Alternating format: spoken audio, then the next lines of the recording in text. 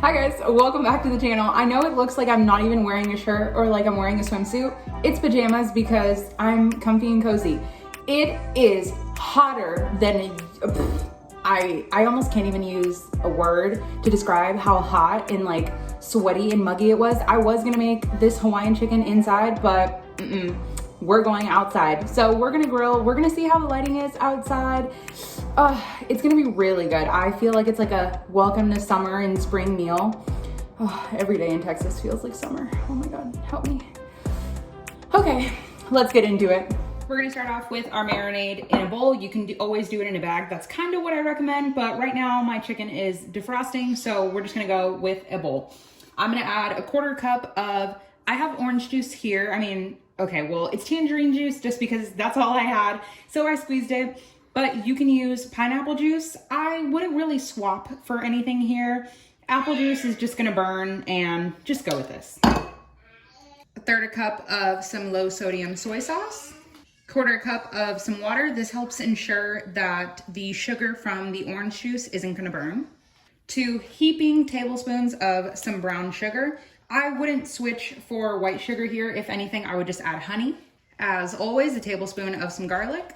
A teaspoon of some sesame oil, 1/2 cup of some coconut milk. I'm gonna add about a tablespoon. This is just like a cilantro, almost like salad dressing in a way. It's really good. If you didn't have this, you could use cilantro or even like a tablespoon of apple cider vinegar. So this next step is completely optional. To be honest, this is the first time I've actually opened it. One of my aunts swears by fish sauce. So I was like, you know what? I need to try it. It, to me, obviously it's fishy, but it kind of gives you that soy sauce note, and I like the little spout on it. So I'm gonna add a couple of dashes, so literally probably like a 1/4 of a teaspoon. It just gives you that saltiness. I'm not looking for the fish flavor here, but I'm looking for that salt without having to get it from soy. Then we can just give it a mix and break up that sugar. The oil, of course, oil and water don't mix, so it's just gonna sit on top, which is fine. You just wanna help dissolve it. I did have my cute little Hello Kitty whisk that you guys love so much, but if you guys know anything about toddlers, baby Roman was trying to help me and he just stole my whisk. So, all right, that's good. Now, literally all you have to do is pour this over your chicken. Another thing I recommend doing is taste for seasoning. So some people like things less salty, more sweet. However, this could use, you can use anywhere from 2 tablespoons to 1/4 of a cup, which is 4 tablespoons for those of you guys that don't know. And it would be a little bit sweeter, but I'm not really looking for that sweetness here. I just want like juicy grilled chicken. Oh, my mouth salivates in every video, but like this, you gotta try it. So grab a little spoon. There's nothing raw in here. Everything is completely safe to try, and taste it. See if you want to sweeten it up a little bit and go from there. So for our chicken, I have 4 bone in, skin on with the rib attached, just because that's what I had, of some chicken breasts. As always, you can do legs, wings, thighs, regular breasts, whatever you have, just use it. We're gonna pour all of the marinade over it, and then we're gonna let it sit for anywhere from 30 minutes to, I don't know, overnight. You can just pour it all. I placed mine skin side down.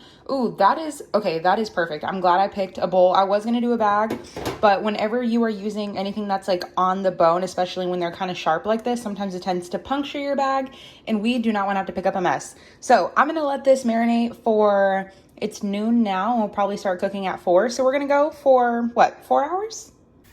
I added the chicken skin side up, bone side down, and now we're just gonna let it cook until it looks relatively good. Of course, everyone's heat is completely different, but I'm just gonna go low and slow, probably 15-20 minutes on this side. Then I poured all of the leftover marinade into a little pot. We're gonna bring it up to a boil and let it cook out just for a couple of minutes until it reaches at least 165 degrees, which means it is food safe. Since the raw chicken wasn't here, you just wanna make sure it's good. And then we can use it to baste, pour over our rice. In our nonstick pot, I have 1 cup of white rice that I rinsed very well. Then whenever you're gonna make, I don't know why I keep touching this pot because it's very hot. Whenever you are gonna make coconut rice, not all coconut milk is created the same. I just have the leftover and I just poured it in a little container here. Some are thicker, some are thin. This is about a medium consistency. I've seen some that are thinner. I've seen some that are thicker. Now, white rice to me is a 1-to-1 ratio. 1 cup liquid to 1 cup rice. So for this, I'm gonna add, we're gonna go with half of a cup of some coconut. Then I just have a little bit of Smart Chicken bone broth. And now we're almost to a cup. I'm gonna add a tiny bit more. So that's about 3/4 a cup of coconut milk to about 1/4 of a cup of bone broth. Now we'll just add that in. If you have a thick coconut milk, then I would just do half of a cup and just kind of gauge it from there. You want it to somewhat resemble like a thick water consistency, not that it is like unpourable and hard, because then you will see you will have to add a little bit more water, and this just works out perfectly for me. Now, anytime I'm making rice, always go with a non-stick because it does not stick. All right, we're gonna add a little bit of salt to this, then we're gonna wait for it to come up to a boil, and then we'll go from there. We're up to a boil, I'm gonna add the lid, turn the flame to low, and let the timer go for 20 minutes. Okay, that looks really perfect on the first side. Pretty sure we got a nice little char on the second side. We're just gonna flip, that's beautiful. We're gonna flip it, get that skin crisp, cook up the top of it. Then we should, oh my God. Then we should be good to go. Damn, that looks good. Then I do not have 2 hands and I did not bring the tripod out here. You're gonna take the leftover marinade that we cooked out, so now it is food safe, and we're gonna baste the backside of the chicken and then we can flip. After basting the chicken, I brought this nice, beautiful juice inside. I added a teaspoon of water and a teaspoon of cornstarch.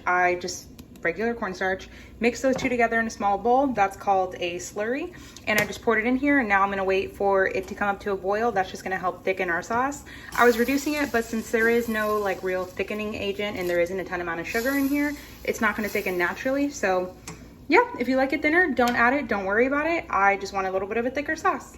Our chicken is out, and I think this is perfect. Some people would say it's burnt, it's too charred. This is flavor. The skin, I mean, okay, probably not these pieces look a little bit better, but look at that meat. Ooh, we're gonna baste with more sauce, serve over coconut rice, and we are good to go.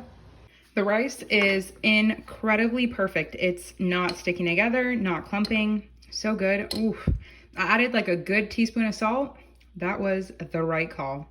I don't know about you, but to me, this is screaming summer. I mean, what?